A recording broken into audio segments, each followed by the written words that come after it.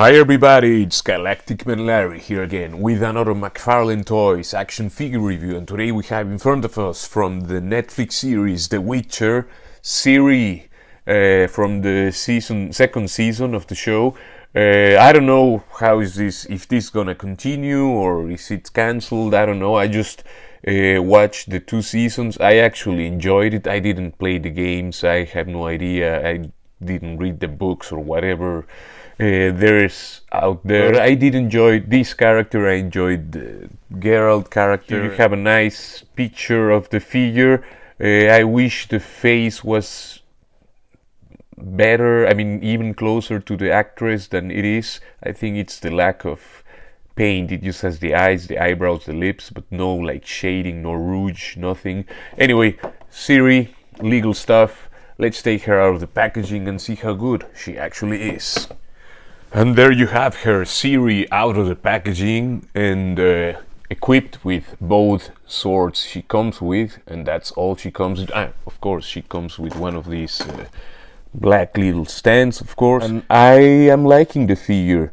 Again, I think the face could have a bit more color to it. It actually, I think it does have some like pink paint here on the forehead on the top. I don't know if you can see it on the camera, or maybe I'm seeing things, but I think she does have a little some very subtle paint on the sides of the cheeks, the top of the forehead, and that's it. But I think she could use some on the cheekbones. I don't know, some little shading, or above the eyes, maybe some little shadow, you know, just minimal. But yeah, that would make her look a bit more alive. First, we have this one cast in in brown plastic. I think it's only cast in that color and it has no paint. This is supposed to be wood, I guess. You can see the handle has a bit of texture, and the blade itself has a bit of like a wooden texture. Let's see. This one, the metallic one, this both looks a bit like a gladius, kind of, you know. Anyway, this one doesn't have any texture on the blade, so that's adequate. You can see the hilt has a little bit of texture, the handle itself, and this handguard, or whatever that thing is called. Yeah. Now the figure, she has a decent, well, I mean, McFarlane does use some paints normally for the hair and all of that. I think that the hair is cast in gray plastic. Now I'm looking at it like properly for the first time, and it has those highlights like kind of cream color, like a bit like blonde, you know, like it's not yellow and it's not gold or something. Let's actually look at that face. The eyes, of course, it's like a dot matrix technique or photoreal kind of. You have some color for the lips. I have to check a photo of the actress, and we'll do a little comparison here side to side. Anyway, and of course the eyebrows. Again, it could use a bit more. It's something more like a bit of shade or rouge color for the cheeks or something to give it like that finished look, you know. The arms, I mean her like shirt, blouse, whatever, is cast in this like greenish gray plastic, has some paint, brown paint here for the gloves, and of course with weathering, which is cool, and of course her leather overlay here, very nicely sculpted, I must say. And yeah, it has also like highlights of brown. I mean, it looks like if it would be actual leather, so that's a win. The trousers, yeah, they look like they also have like a wash. I don't know if it comes through the lens, but it's not just plastic. It's green plastic, and it has like a darker green wash, which is good to have, I must say.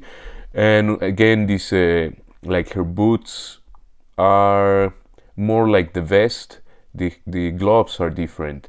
maybe they skipped something in the gloves, like a wash, or maybe it's intended to be like this is the same kind of material and these are another different material. Now the head can look up that far, which is not a huge amount. I mean, the hair of course gets in the way, and there you can see the profile of the figure as well.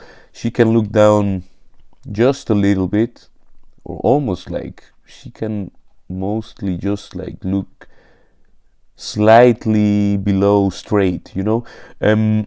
She has a decent amount of tilt, so you can do that. You can turn the head all the way around. The arms can go all the way around, of course. You have a swivel for the shoulder, and that swivel goes into a peg, which goes into a ball that goes into a socket inside of the body. Maybe you can see it right there.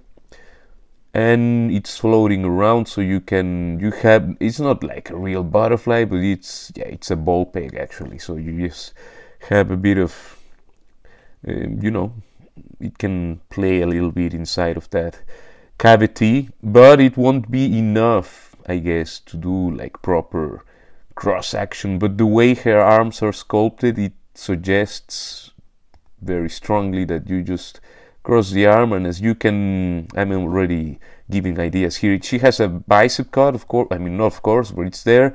Double jointed pinned elbows, which can bend all the way, which I guess is like the norm for McFarlane. So that's right. Of course the pins are there, but it are in one color with the sleeve here, so it's no problem. And ball hinges for the hands, so you can, and the hand is also in a little peg there, so you can turn the hand itself by holding the ball hinge, or you can have a vertical thing, or you can turn the ball hinge and do the horizontal. That's good, you know. You can, as I said with Geralt, you can just do the adjustment and whatever you want, so that's very versatile. She comes with 2 gripping hands. She has also 2 swords to grip, which is great. I'm really glad I got this figure. Even if the face could be better, it's not bad. I mean, it could be, you know, as I said, it could benefit from a bit more like paint or shading or whatever. Some freckles maybe, I think she had, I don't know. You know what I mean, like some more life to that face. She has, I mean, like a diaphragm cut here below the vest, so you can turn around, and she has a little bit of bending forward and a little bit of bending backwards. She also has another section here in the, or is it like the same one? I think it's actually the same one. Yeah, I think it's one section, but she has this floating piece in between, so before I thought it was like 2 bits, but yeah. So you can go backwards that far, forwards that far. You can bend a bit to the sides. I mean, it's not a huge amount, yeah, but it's there, and it's well hidden, so it doesn't break anything from the sculpt, you know. You of course can turn the waist here. You have she has of course one of the McFarlane trademark diapers here. You can bend the leg backwards that far. She can kick forward not that much because the diaper is it goes very low. So maybe you can, if you want. I won't do that myself, at least not yet. If I would cut a bit of the diaper, she would be able to kick further, because now you can see that's stress already. That's, yeah. She has no thigh cut as Geralt does. She doesn't, but she has this typical thing, like you can turn it a little bit. It's like a figure art style, let's say. Double jointed knees that can bend only that far. That's another case of maybe if you cut a bit of the plastic from the back of the leg, you would gain some range. But I mean, I won't do it myself. I mean, I don't need Ciri to be doing martial arts maybe, but whatever. I forgot to say she has that much splits. Also, I think it's hindered because of the famous diaper. Again, I'm not willing to do that myself. You can see she also has some back sculpt. Yeah. Nothing at the boot is a bit of a waste opportunity because she does have a separate piece there, or maybe it's frozen. But I think it's just nothing at no turning at the boot, and the feet can go backwards that far, not that much, but it's there, and forwards almost nothing because the actual this shape here of the boot gets in the way. You would gain some range if you would cut some plastic here. You don't have a proper ankle tilt. It's like there, but the angle is so minimal that it's good for minimal adjustments. It's not totally flat, but it's almost no angle. And you have the toe hinge there, which feels stiff, and it's not dancing around.